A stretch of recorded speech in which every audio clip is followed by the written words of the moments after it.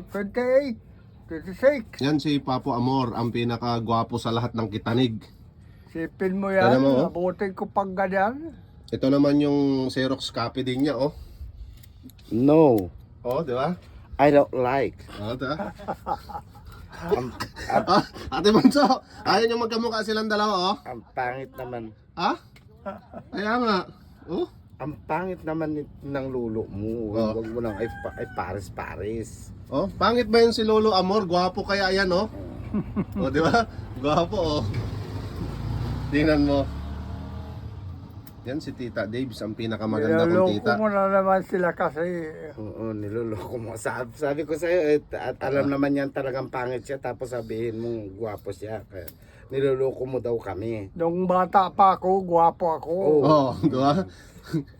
Ngayon, Papo. Ngayon, Papo, gwapo ka pa rin ba? Wala na. Yan. Kumbaga sa kwan, whatever it is. Tudas ka. Yan, naglatin. Yan si Papo Amor, tsaka si Tita Daves. Ang pinakamaganda. Pag bagong gising, oh. May dimple pa yan. Ayop ka. Oh, gagandahan talaga. Wisit na Paulo. Yung mga Good morning, good morning. nakakasakay ko nga sa jeep.